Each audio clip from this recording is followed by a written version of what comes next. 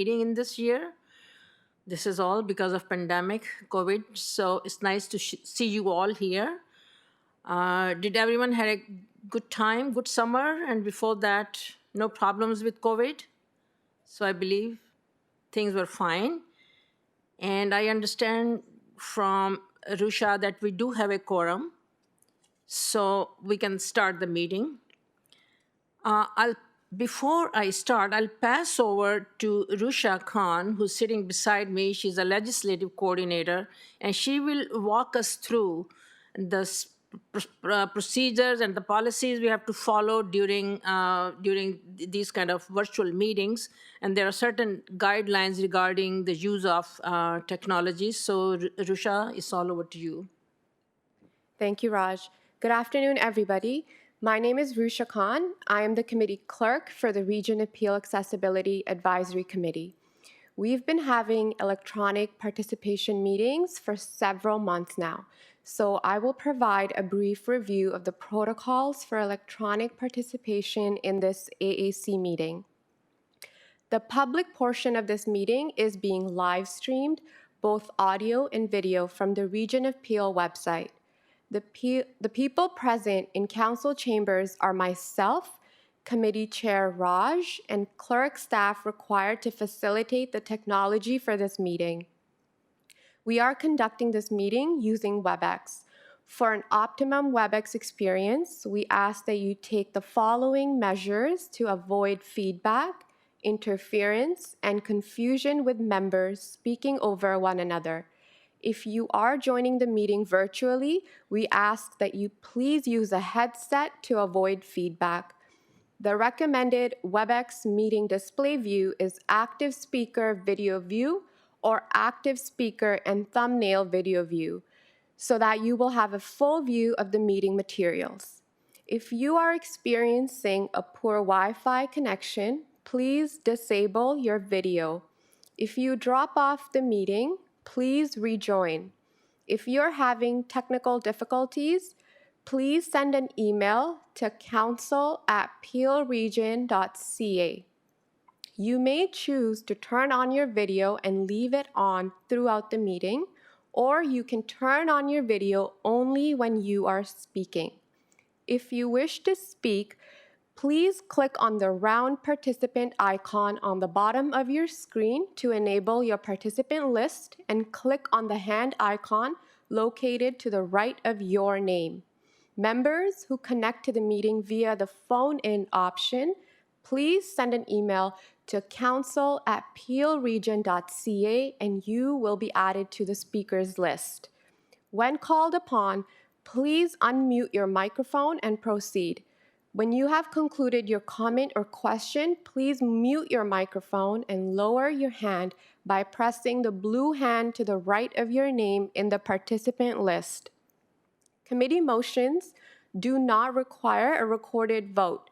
When the vote is called, the committee chair will ask for any objections. If you have an objection, please unmute your microphone and indicate your name and objection.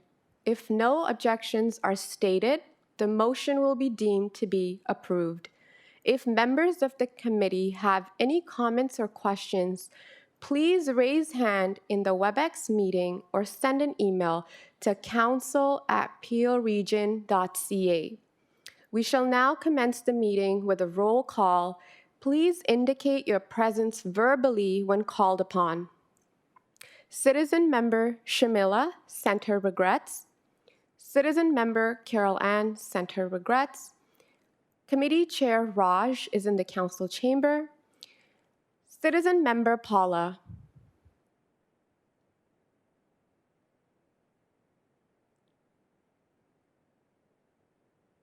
Citizen Member Paula. Committee Vice Chair Mary. Here. Thank you. Councillor Fortini. Councillor Fortini. Councillor Groves. Councillor Groves. Citizen Member Naz. Yes, I'm here. Thank you, Naz. Regional Chair Yanika. Here. Thank you. Citizen Member Azar.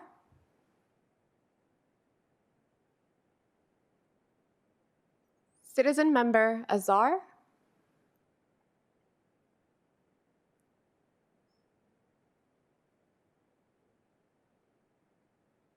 Azar, I believe you're unmuted now.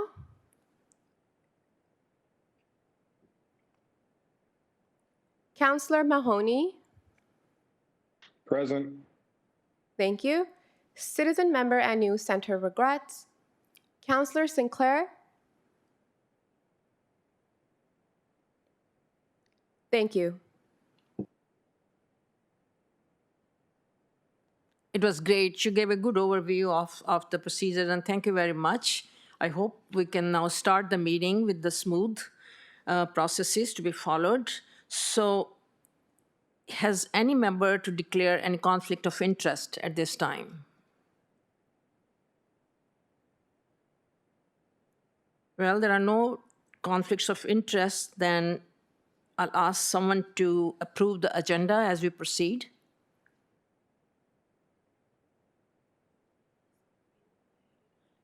Would any member would like to add any items to the agenda? I approve. Mary Daniel. Thank you.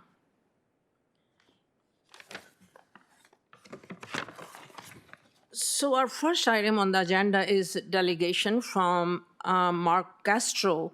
Mark is the director of TransHelp, and he is going to provide us an update on TransHelp policies and procedures. Since we are meeting after a long time, perhaps it was much needed at this time. So thanks, Mark, for taking the time to join us today. So you may start now. Thank you. Thank you. Thank you so much for having me. I think it was about a year ago that I was here last, and a lot has changed. So I guess, is my presentation on the screen? I think it is. There it is. Perfect. So I'm going to try to be as descriptive as possible and make the presentation as smooth as possible. And I'll take any questions at the end if you have any. So again, thanks for having me today and providing a TransHelp update. As I said, a lot has changed since I was here last September, as you can see by the picture of our wonderful driver there on the screen, wearing her full PPE, unlike any picture of a driver we've shown on any presentation before. So I'm going to spend a few minutes letting you know about how the service, TransHelp service, has changed in response to the COVID-19 pandemic, followed by a bit on our plans for recovery, and finally some high-level project updates that I would have mentioned the last time I presented to you, and I'll give you an update on those. So if we can move to the next screen, next page, which is 5.1-2, COVID-19 response. So we made several changes, service changes in response to COVID-19 to protect the health and safety of passengers and operators and slow the spread in Peel. So masks are mandatory while on our buses and our contracted vehicles. However, children under 2, passengers unable to remove a mask without help, and those with breathing difficulties are not required to wear one. All of our operators, all of our contracted drivers are wearing personal protective equipment. Our passengers are being screened for symptoms on the phone when booking a trip, and also by the driver before boarding the vehicle. Subscription trips, which are those trips that are booked automatically and doesn't require the user to call in each time to book, those were suspended at the beginning of the pandemic to ensure that we were able to properly do a phone screening. We do have plans to bring that back in the middle of October. However, with the recent increase in cases, we're closely monitoring that, and we will adjust if we have to based on public health advice. Our vehicles are cleaned daily using hospital-grade products, and we've recently mounted hand sanitizing dispensers in all of our buses that are there for the use of passengers and support workers. So all these changes have been aligned with public health recommendations. And early on, we also waived fares for TransHelp trips to help with the financial impact that some were facing. We've since reintroduced those fares. Like many others, we continue to experience challenges as we learn and adapt during this pandemic. Since the start of the pandemic in Peel, demand for TransHelp trips has decreased significantly. We used to average more than 2,400 trips per day. When the pandemic began, we dropped to about 450 trips a day, and that was essentially essential trips, mostly medical in nature, primarily dialysis.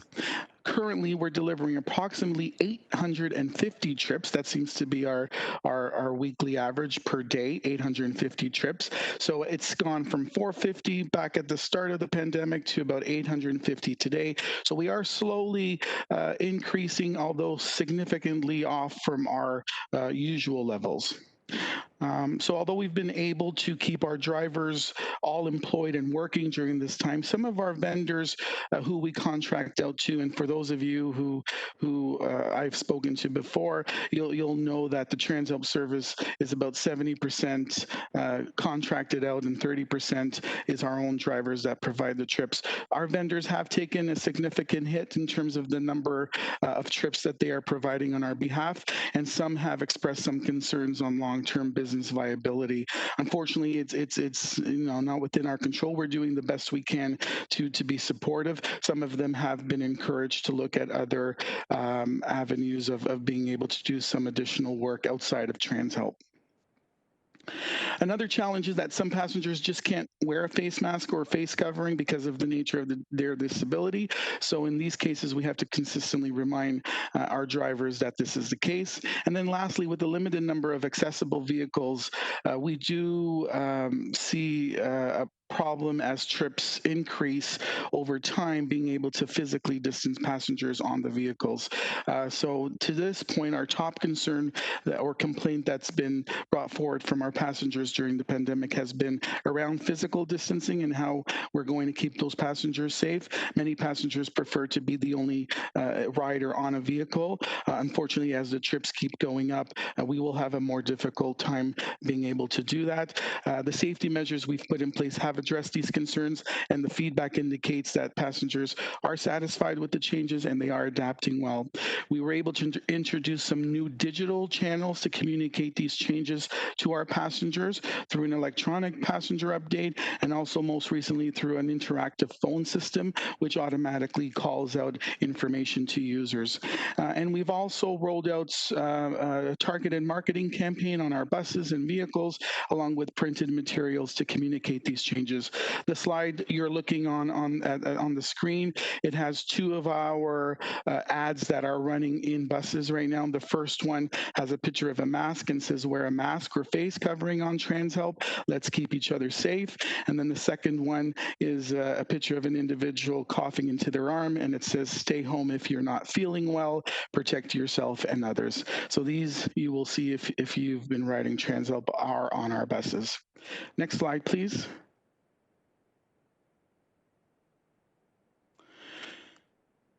So the next slide is COVID-19 transportation, and that is slide 5.1.3. So providing specialized COVID-19 transportation service is another way we've adapted to meet the needs of our community during this pandemic. In late March, our partners in human services identified a need for non-emergency COVID transportation for residents in Peel's homeless shelters who are suspected or confirmed as having COVID. We worked closely with Peel paramedics to plan and implement the specialized service. Paramedics help train TransHelp drivers and maintenance staff on the proper donning and doffing of PPE, which means putting on and taking off, and how to properly decontaminate the buses. Operators must wear full PPE as pictured on the picture on the screen, and new PPE is put on for each COVID trip. So for these trips, the driver wears a full suit, face mask, goggles, and also gloves. Only dedicated buses are being used, and after each trip, the vehicle is brought in for a full decontamination. Since April, we've transported about 200 residents, and the number is actually closer to 300 last I checked. Next slide, please. So next slide is called Road to Recovery, and it's 5.1-4. So in alignment with the provincial recovery plan, the region has adopted a phased approach that looks at short-term, mid-term, and long-term recovery planning. As part of this planning, we know we have to be ready to adjust. And like I mentioned to you with the recent increase in cases, we're looking at some of the changes we're planning to bring in and whether or not the timing is right. This will be based on on risk within the community and, of course, guidance from our public health partners. At TransHelp, we are still somewhat actively responding to this pandemic and slowly bringing business back to normal levels where possible and where it makes sense. However, some initiatives and project work are paused and on hold for now. In terms of our road to recovery or our back to normal, you could say, like I mentioned earlier, transit usage is beginning to pick up, but still significantly down from normal levels. And this is transit across the board, both specialized and conventional transit. TransHelp is on track to provide 50% less trips this year due to COVID-19. We don't know when volumes will return to normal, nor can we project that properly. But and we don't even know if in fact there could be some long-term changes to travel behavior. For example, anecdotally, we're hearing lots of our riders saying, their family doctors are providing them phone appointments rather than them having to go in. Some of them are receiving many more house calls instead of having to make it to a medical facility. Our users that were using TransHelp for work, some of them are working from home and expect to be doing so for the foreseeable future. School trips, so people going to college and university programs, as you know, a lot of those are now virtual, so we've seen definitely a decrease in those. And a big one for us is seniors avoiding public spaces and large group gatherings. 2/3 of our passenger base is individuals over the age of 65, and we just don't know what the long-term behavior changes will be, whether or not people will want to do these types of trips, or perhaps it's going to change the way we deliver service permanently. So some of the precautions and measures we put in place, such as the face masks and the active screening, those are going to remain in place for the foreseeable future.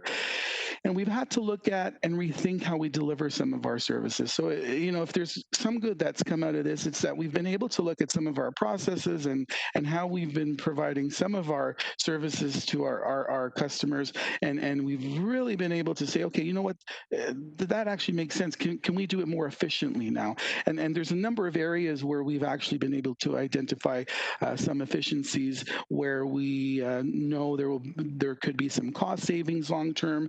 There's a huge convenience factor for the customer and just making the services a lot more accessible. One of those areas for us is on our application and eligibility process. So in pre-COVID, we did many in-person assessments for eligibility.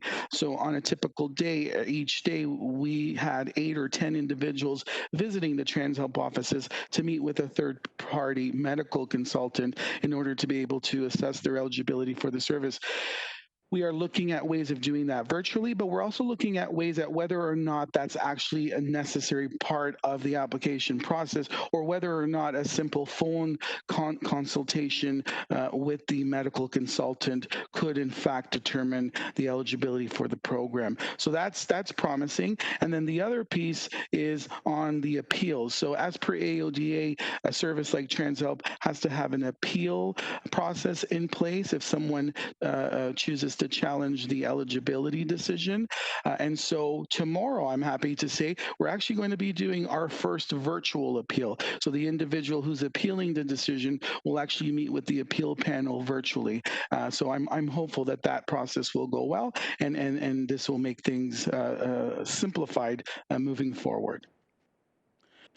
Next slide, please.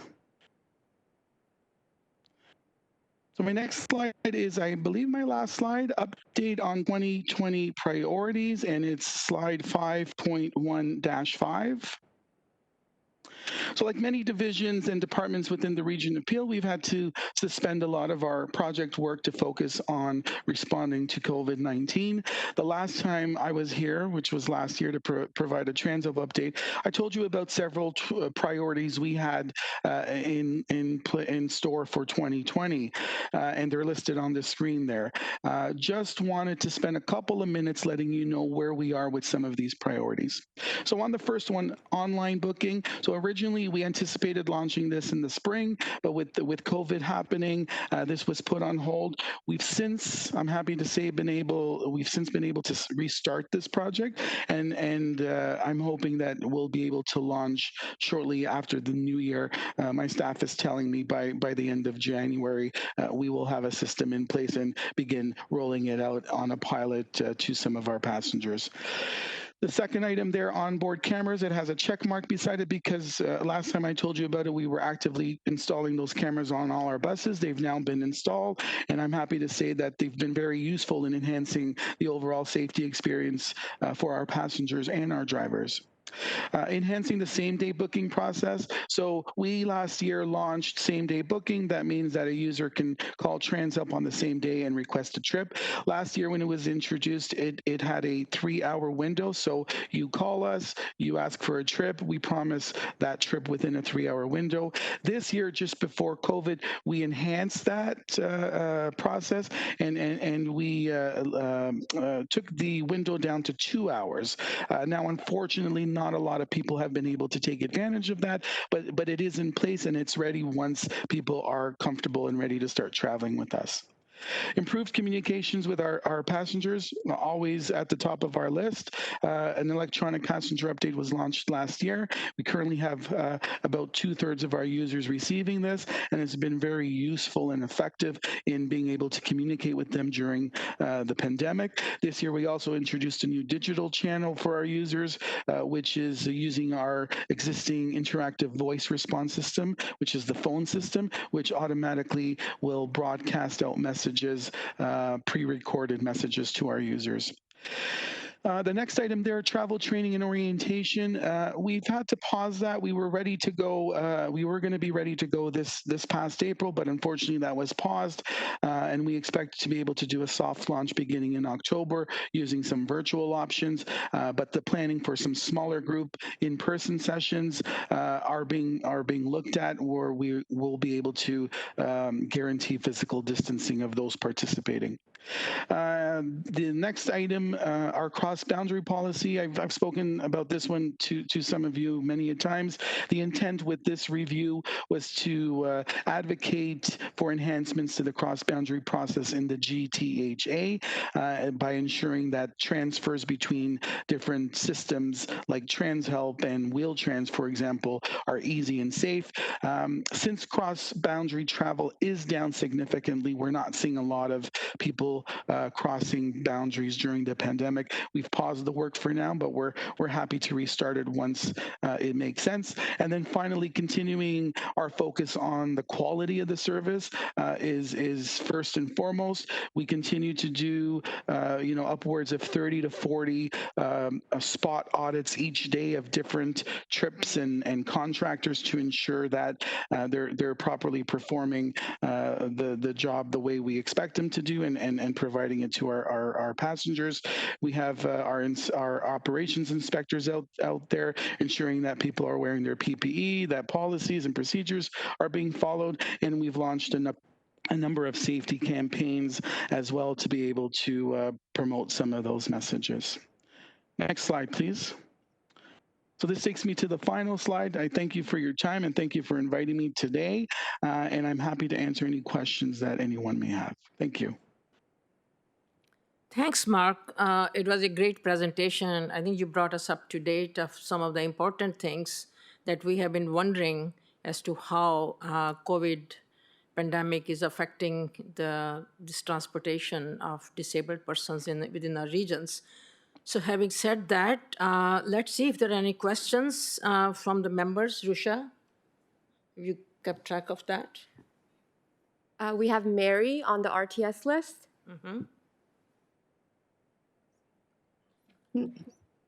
So Mary, you can Mm. start. Okay.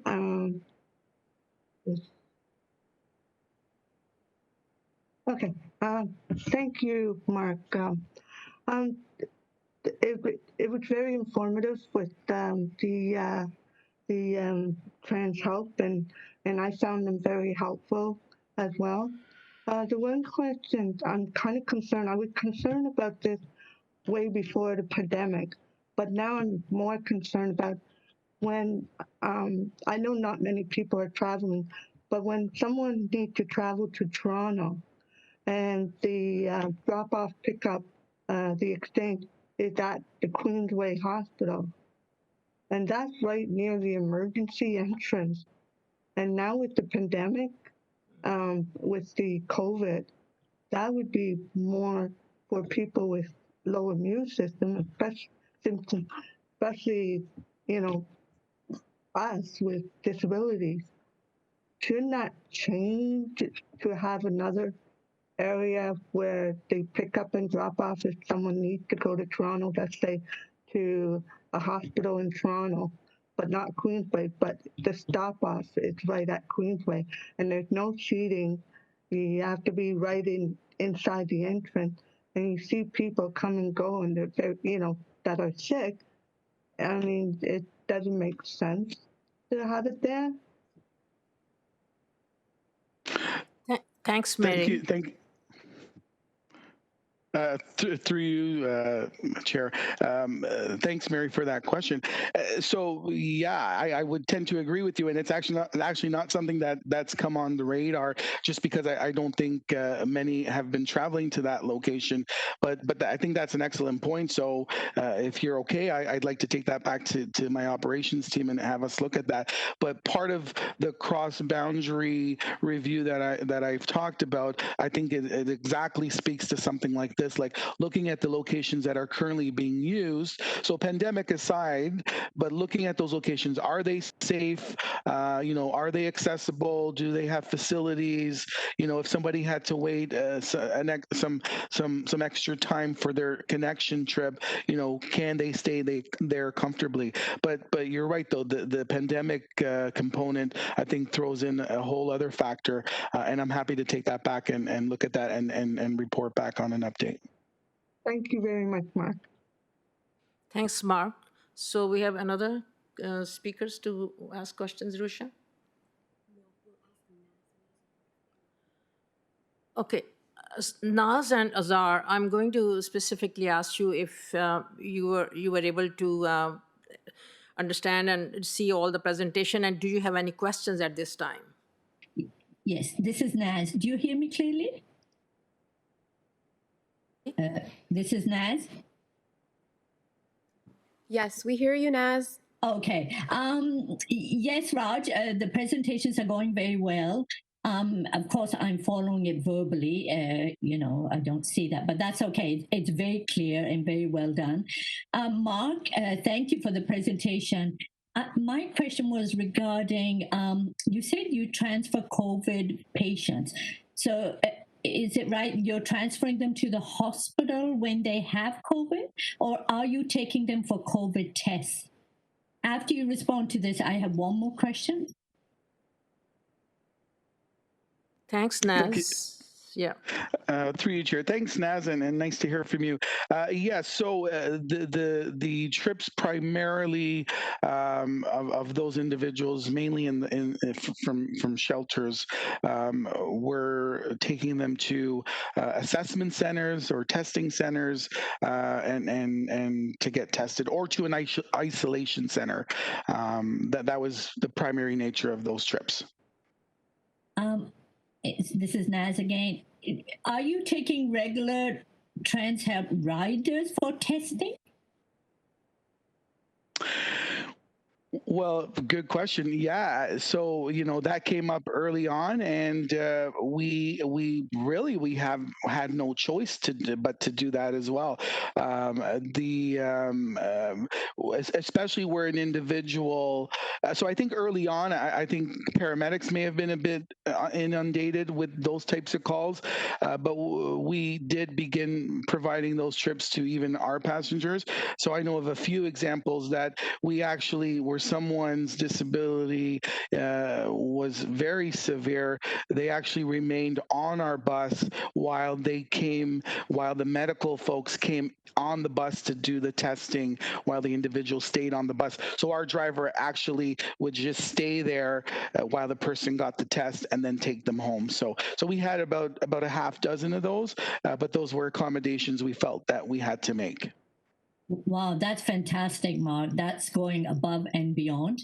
My other question is regarding, you mentioned, well, we all know some people cannot wear masks. So in that case, are you using like vehicles that are modified to take such people around? For example, plexiglass. So such individuals are sheltered from the drivers, or are you just taking them on regular rides? Yeah, so through you, Chair, they are just regular vehicles and rides that we are taking them on. We've seen in some of our day programs that have restarted, some of the individuals from those programs are not able to wear a mask, or in some cases they're able to wear the face shield. So that's a good alternative. In other cases, we've actually seen the program or the family sort of design like almost like an umbrella over them, so that if the individual has a tendency to spit, that there would be some kind of protection. But it wasn't something that was very intrusive around their face. So there's been some creativity, but we think the fact that our drivers are in full PPE and we're still trying to do the physical distancing on the buses as much as possible, I think those measures are helping. Thanks, Mark. I think they're doing such a great job. I've only been out once with Trans Help, and I was so amazed by their gracefulness and assisting me, when you're blind, and they're still willing to guide me. I was worried, would anyone even want to guide me, because they have to touch me and that, but they showed no hesitation. So I was really very taken by that, their kindness. My last comment is I totally agree with Mary. There shouldn't be any transfer points at hospitals. As you and I know, this could go on for another year or 2 years in terms of us being very cautious. So I would really like you to take that back and reconsider any transfer points at hospitals. I had one more question, and oh yes, my last comment is, this is my last. You mentioned the website will be rolled out in January. Or February, whenever it is, could you please keep me and Azar in mind for testing for accessibility? Because even the program we're using today, Azar and I have some issues. That's why the staff have to mute us and unmute us. But to test the website, could you please consider both of us to do some testing for you when you are ready? And that's my last comment. You can mute me after this. Thank you. Oh, thanks, Naz. You are raising very important questions, and I'm glad it's not only helping you, but all of us. So the questions about hospitals as well as the online accessibility, I think I had that question, but I won't ask it now. So over to you, Mark. Yeah, and thank you. Great feedback. And just on the Naz's last point about our testing on the new online system, absolutely, that is part of the plan, and we will reach out probably in the next month or two, because I think we should be ready to start some testing late November, early December. So stay tuned for that. Thank you. Yeah, perhaps we would like to have you come back again and give us some feedback about the website and online information systems. So, Azar, do you have any questions?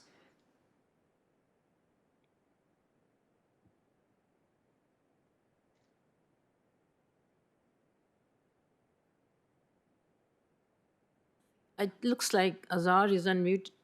Can we unmute him?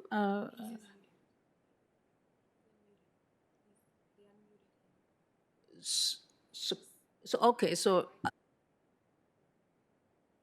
do you have any questions, Azar? It will be good to have your feedback about Mark's presentation. So I see here that Azar is unmuted. We'll have our IT department reach out to him and just make sure he's not having any technical difficulties.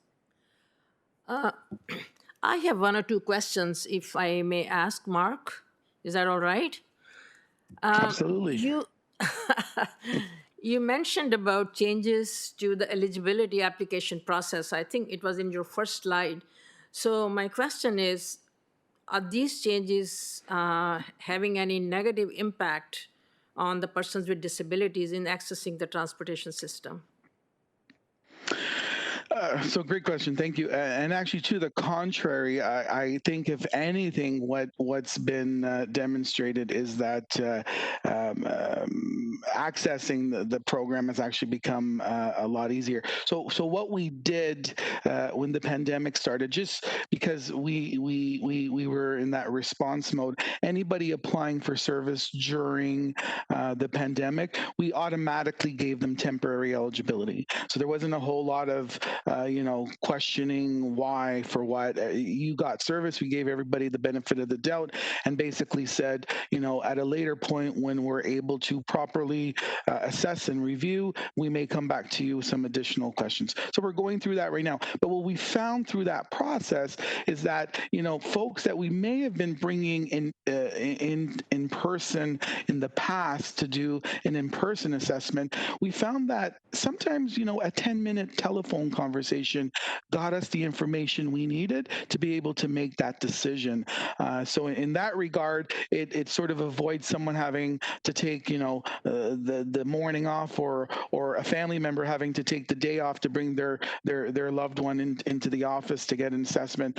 So we have truly tried to make it easier and more accessible, but at the same time, respecting that there are eligibility criteria that individuals must meet, and so that's where there's questions, we will definitely follow up and ask additional questions. So I hope that answers your question, Roz. Yes, Mark, I am glad you are looking all aspects of it. And I have one more brief question, Rusha, if that time permits. But I experienced that that question is being asked by the community a few times. You mentioned about expanding your boundary policy. So as you may be aware that there is a Greater Toronto group, I think some of us were asked to sit on it. I'm not too sure whether your membership is a member of that, but that group is called Advisory Committee on Accessible Transportation within the GTA and close by communities. I think they're trying to develop some procedures in which people from Peel will be able to visit Hamilton, or people from Peel will be able to visit York region. So I think that's a great group. For the time being, their meetings were on hold because of COVID. So my question is, are you first of all aware of that group, and is your membership are you a regular member of that group? Because that would be very helpful to your to your organization in considering the logistics of the extending boundaries outside GTA or within GTA. Thank you. Yes, so I am aware of the group and the committee you're referring to, Raj, and we definitely, we do have a couple of our own TransHelp Advisory Committee members who are also users of the system who sit on that committee, and we'll also be having some of our own staff representation as part of that committee. I won't get into the cross-boundary thing because there's so many facets to it. It's not necessarily about, providing having someone with a direct trip to Hamilton, really the scope of the work is really trying to facilitate how easy it is to if you have to use Transalp or if you have to use Mississauga Transit, and then you've got to get onto the Burlington Transit or Go Transit. It's trying to facilitate that and making that a pleasant experience and a seamless experience. And so I'm happy to be part of that work, and we're definitely an advocate for this group and for our passengers. And I'll be happy to come back and provide updates as those things develop. Thanks, Mark. Rusha, do we have any other members on the speakers list? We don't have any more speakers on the list. Okay, so let me thank you, Mark, once again on behalf of the committee. Your presentation was quite excellent in terms of bringing us up to date. And I'm sure some of the points raised, you will be following it up. So having said that, would any member move this report?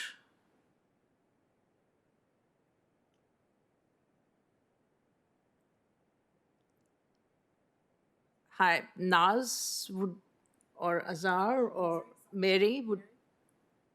I'll move to report. Thank you, Mary. So we move on to our next item on the agenda, and that is. Sorry, this is Naz. Hi, Naz. Sorry. Yeah, sorry, Raj, I'm interrupting. I apologize. I'm just testing muting by pressing my space bar because when you talk to us, we cannot respond to you. Anyway, I'm glad I got through to you. I'm going to stop now. Okay, I'll be back muted, hopefully. Thank you. Thanks a lot. This is Azar. Can you hear me now? Oh, good. Hi, Azar, we hear Hi, you. Azar. Okay, sorry, I found out the issue. So that's fine. I didn't have any questions. I'm listening to the presentation. It's working fine. So thank you, Madam Chair. Thanks, Azar. With that, we will now move on to our next item, which is ensuring accessibility during COVID-19. Very timely topic. I think we should all need more and more information. So I believe that is will be presented by Veronica. Hi, Veronica. Are you here?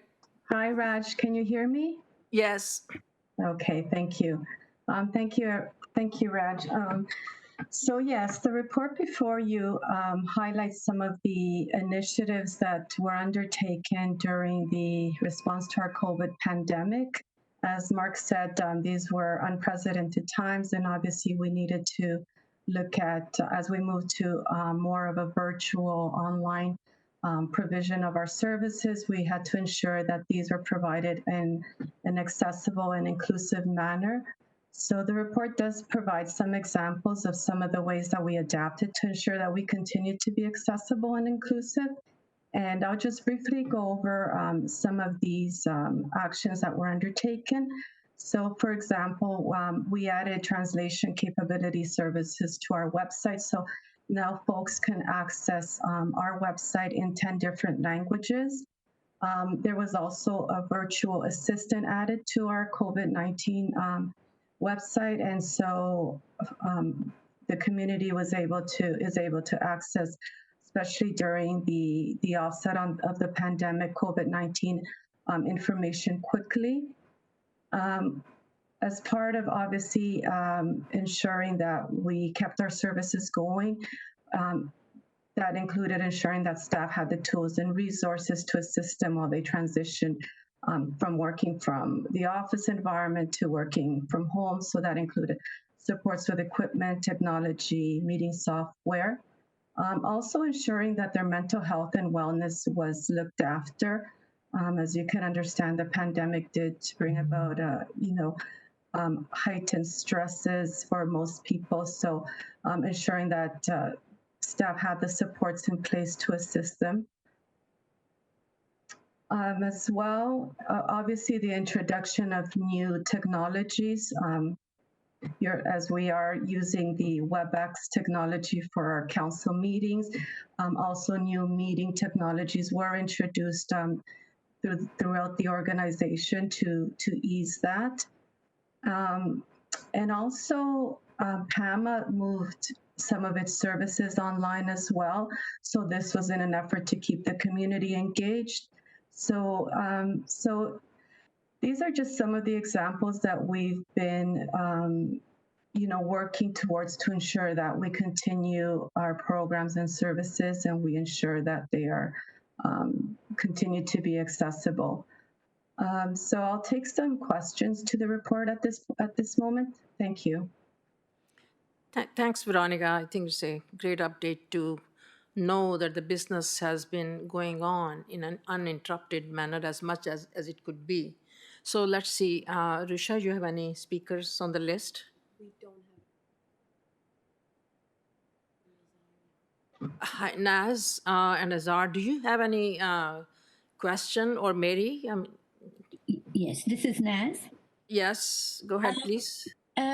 My question, Veronica, I believe the public health, peer public health, falls under our service, right? Under the region?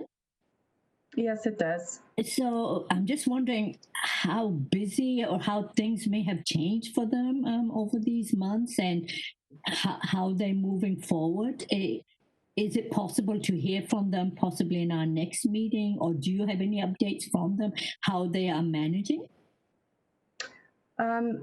There have been a number of changes, obviously, to service provisions, and health has been greatly impacted, as we all know, through this pandemic. But yes, I'll be happy to ask them to provide an update at our next meeting. I don't have their specifics. Obviously, there's such a big group, and there's so many programs and services that have been impacted. But we could bring that update back to our next meeting. Yes, thanks, Veronica, because especially I'm thinking of people with disabilities, the COVID impact on them, how they are accessing what they need. For example, even just going for the testing. And of course, we know upcoming in the future will be the vaccinations. So what processes and procedures will be put in place for those with various disabilities? So any update on that in the future? I know they're very, very busy, so I don't want them to do anything that's going to impact. So, anyway, I'll wait for the update in the next few months. Thank you. So thanks, Naz. So perhaps, Veronica, we can include it in our next meeting's agenda, as well as I'll leave it to Rusha as well. Are there any other questions?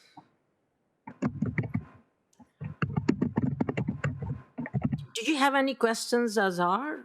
If your muting system is okay, or? Yeah, I'm fine. Thank you. No, I don't have any questions. Thank you, Veronica, for the presentation. Okay, thanks a lot. Need a member to move this report.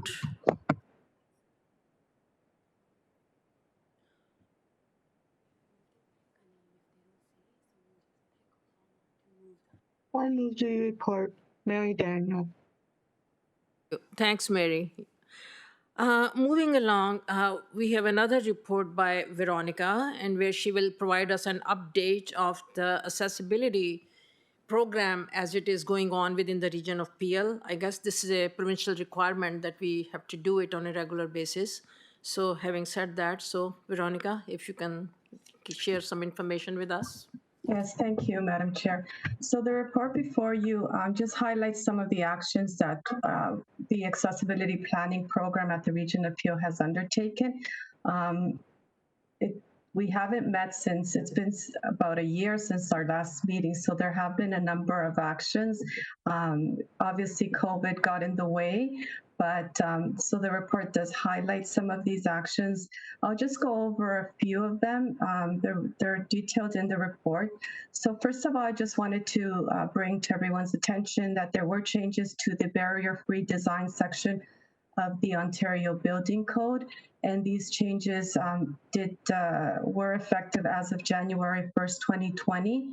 Most of the changes are technical in nature. They do include revisions to design specifications for bathroom fixtures, such as water closets and lavatories, shower tubs, and bathtubs. A summary of the changes is listed on this agenda as a communication item under communication, so you can read the specific changes in that communication. The annual status report, it's a report that we must provide to the province on our how we've moved forward to remove barriers and meet the requirements that we have set, we would undertake in our multi-year accessibility plan. So unfortunately, that report usually gets presented to the AAC at a meeting. COVID kicked in and most of our committee meetings were canceled. So that report went directly to council. It was shared with committee members, and council did approve that report on April the 28th. So it does detail some of the initiatives to improve accessibility for 2019. We have to report on the previous year. So if you'd like more details on what we carried out as far as last year, the report is posted online on our website. So you're more than welcome to read that. We also had an Office 365 training. So we had staff from communications, digital, IT, and obviously accessibility planning attended training at Microsoft. And the purpose of this training was to review all the accessibility features that were built, that are built into Office 365, which is the platform that's used at the Region of Peel. And this was done so that we can enhance our document accessibility at the Region of Peel by leveraging the current tools that we have. Unfortunately, due to COVID, this work was paused, but we hope that it'll get reinstated in the fall. Also, in the spring of this year, we launched a new accessibility training module, which is the corporate training that all Region of Peel staff and volunteers must take when they start their employment or placement at the Region of Peel. So that training module was launched in April, and it's a more comprehensive module.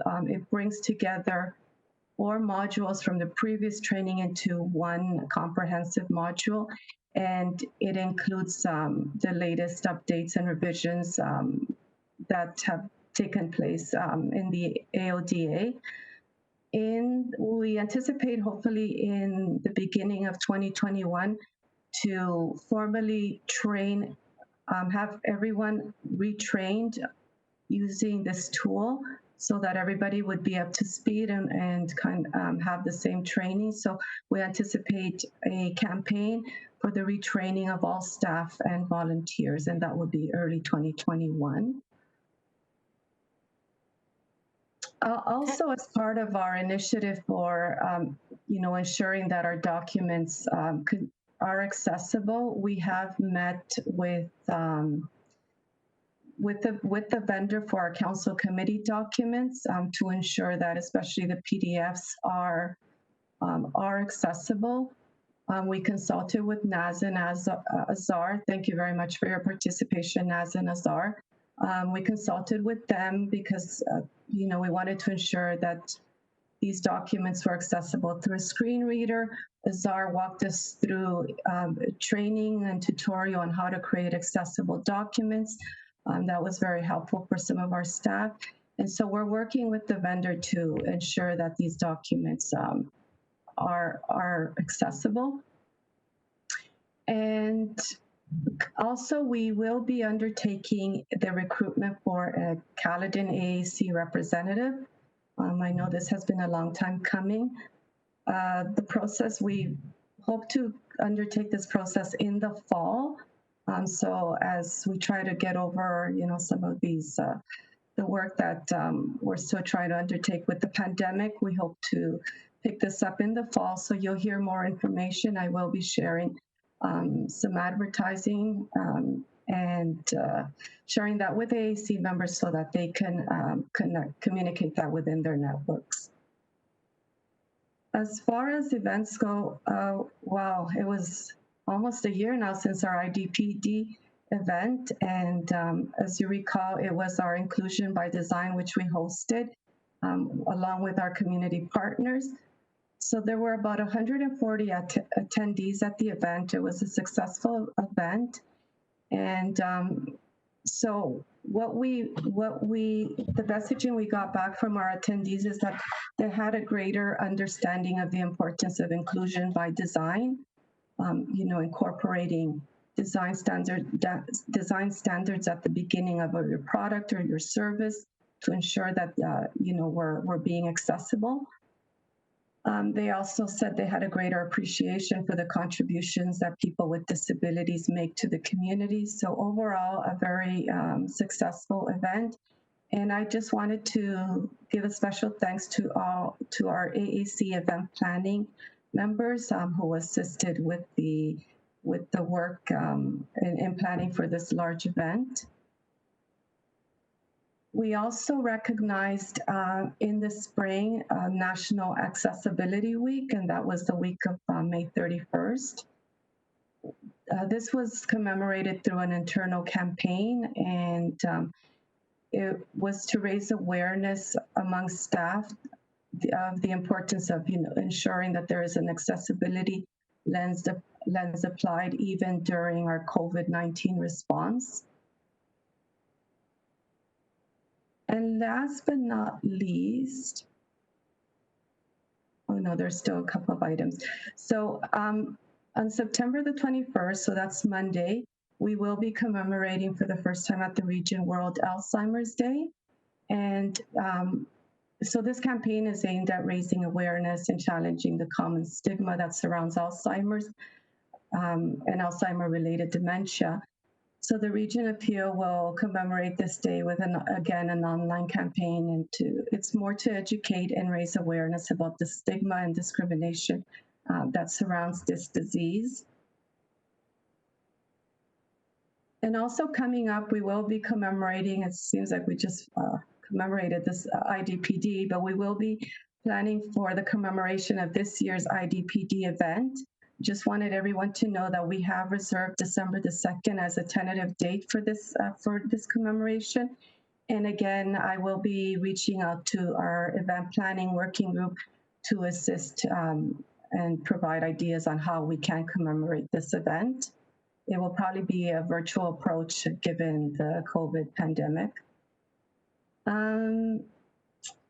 In addition, some highlights, other activities that are not in the report, I just wanted to bring the committee up to speed that we are working on meeting our compliance timeline under the AODA for accessible websites. So all websites and web content must be accessible by the January 1st, 2021 timeline. So we're hoping to provide an update to that at our next meeting. And just a reminder to committee members that to ensure that you participate in the Accessible Canada Act consultation that's underway right now. The deadline for your comments and feedback is September 25th, and I did email that out to committee members this morning. I think that's it for the accessibility planning program updates, and I'll take questions.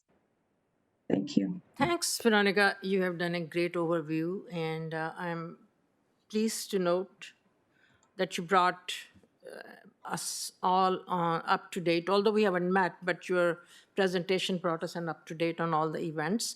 So let's see if, Rusha, you have any questions from members?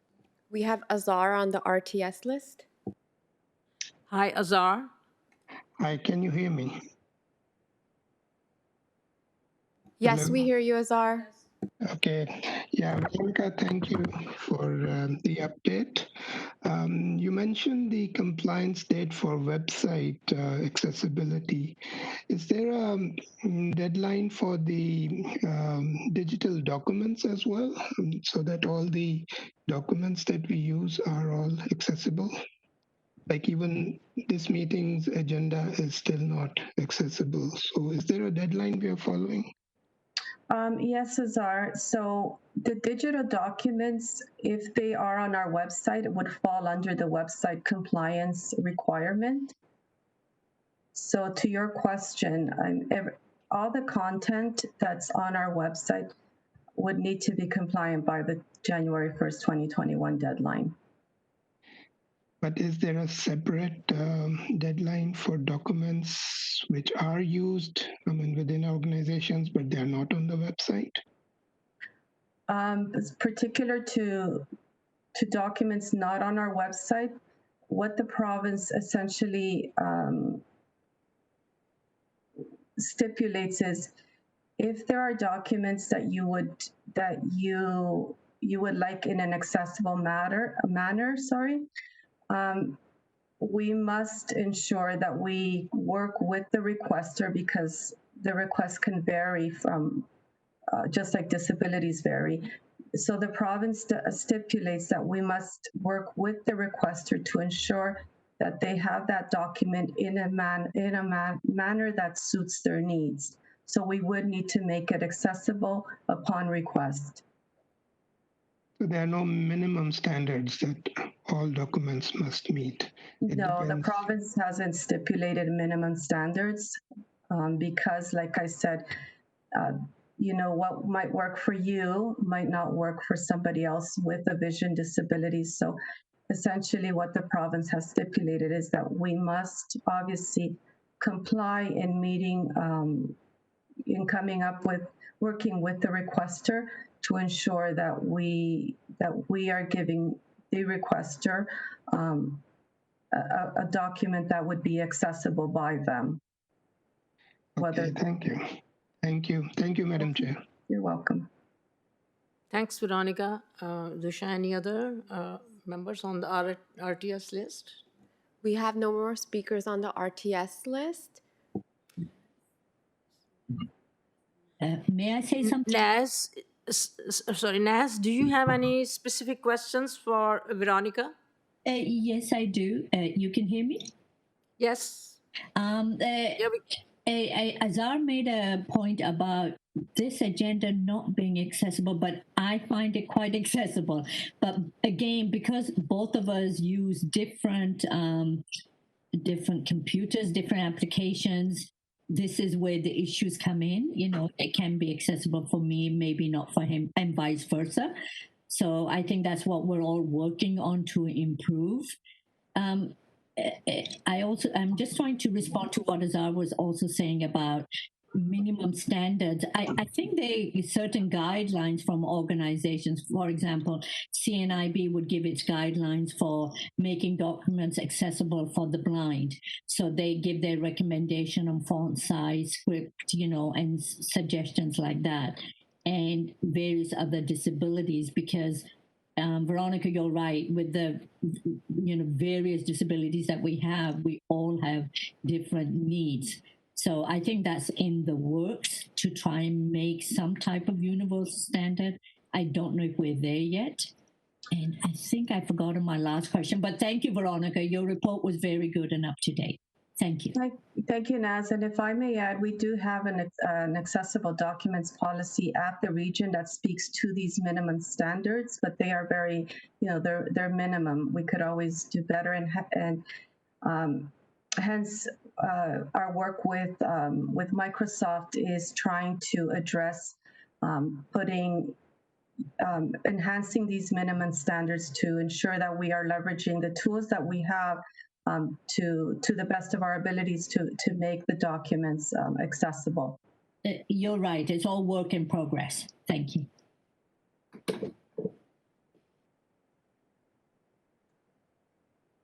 Hi, Azar.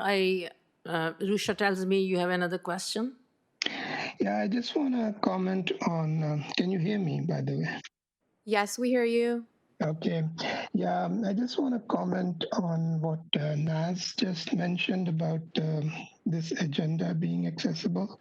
Actually, the agenda is accessible to the extent that, a screen reader can read it. But there are some other very essential accessibility features that have to be present in a document, and they are not there. So, and that I explained in my brief meeting with the region staff.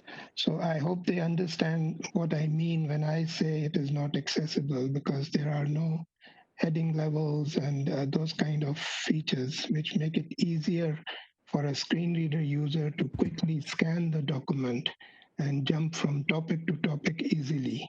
So right now you have to go through the whole document from top to bottom to know what is there in the document. So I hope I made my point clear. Thank you. Thanks, Azar. Veronica, you have response for Azar's comments? So yes, and I think it's important because Azar did point out some of the inaccessibility features in our current council documents. And again, like I said, we are going back and trying to iron those out with the vendor. But yes, I think it is important that this is part of the learning that we need to undertake is understanding how to create documents that are accessible. And Azar did walk us through some of those components of a document. So it's understanding what the end user needs and what works for them. Like Nas says, the document seems to be accessible for her, but Azar is mentioning that there are components that are not accessible for him. So at the end of the day, I think we need to work with the end user to see what works best for them. This is Naz. May I just add something? Sure. Azar, when I see the documents in my PDF, I have a table of contents. So I can go to that and then click on, for example, instead of having to go from top to bottom, if I read the table of contents on the left-hand side, and I see, for example, Veronica's accessibility report, and I click on that, it takes me immediately to the accessibility report. So I'm surprised it's not working at your end. But perhaps we could use another meeting to discuss that. I don't want to use this meeting for he and I to go through these issues, but that's how I can access the documents. Thanks, Naz. So I need a member to move Veronica's report. We have Juliet Jackson on the RTS list. Oh, I'm sorry, Rusha. Sorry, go ahead, Juliet. Oh, I did put my hand up prior to Veronica's last response about us leveraging Office 365 and to ensure that our standards are as high as possible so that we have better outcomes for end users. So she's already addressed that. Sorry about that. Thank you. Thanks, Juliet. So we move. Yeah. So I'll ask any member to move this report. Paula, are you able to move the report?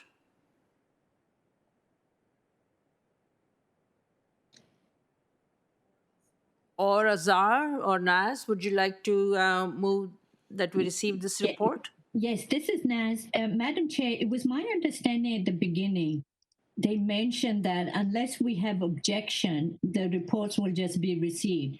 Am I right, or do we need to each time have a motion? Hi, Naz. So we need the motion to receive, and then we ask if there are any objections.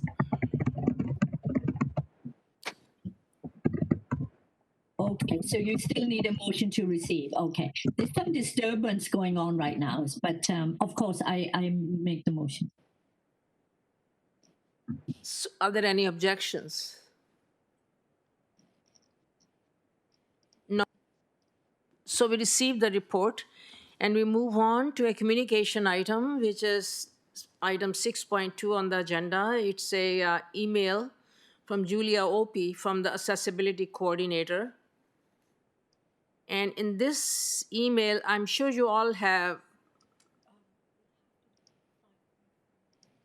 We did that. We did that. Sorry, folks. Sorry.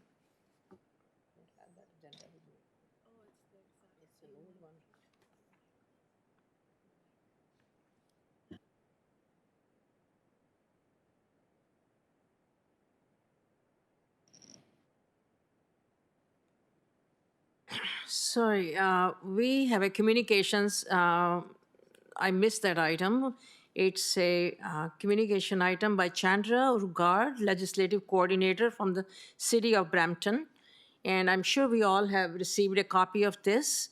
And that is with regards to the accessible parking space identification which is the adoption of dynamic symbol of access at the City of Brampton.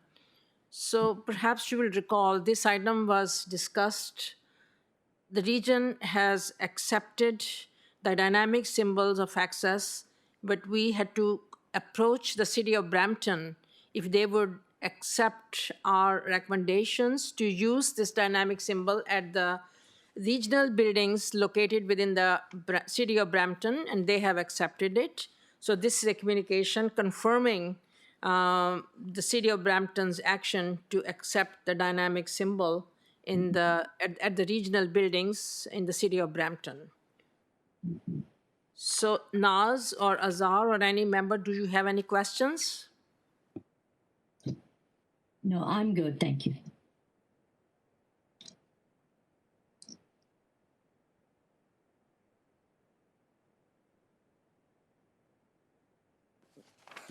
We need to move that we accept Chandra's communication report on the dynamic symbols of access. I'll move it, Councillor Sinclair. Thank you. Thanks, Councillor Sinclair. We move on to another communication item from Julia Opie. She's the accessibility coordinator from the Corporation of the County of Perth.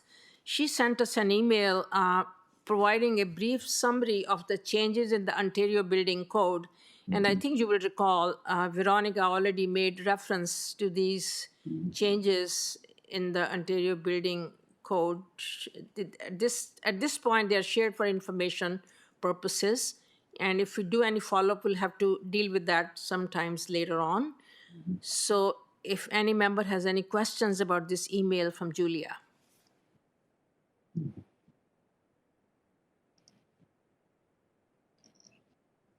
We have no one on the RTS list.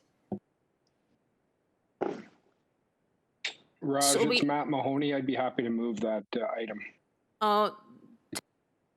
Thanks, Councillor Mahoney. Thanks a lot. Good to hear your voice after a long time. Sure has been. Nice to see you. Thank you. So is there any other business? So having no other business, our next meeting will be held on November the 19th, Thursday, from 1:30 to 3:30 p.m. And most probably it will be a virtual meeting, but I cannot comment on that. I leave it up to Rusha. And we'll see that in November, whether it's a virtual meeting or in person. So thanks very much for attending. Now, we would like to adjourn the meeting. I need a mover to adjourn the meeting. This is Naz. I move. Thank you very much, Naz. So the meeting is adjourned, and thanks very much for your participation. Okay. Thank you all. Thank you. Thank you. Thank you. Thanks.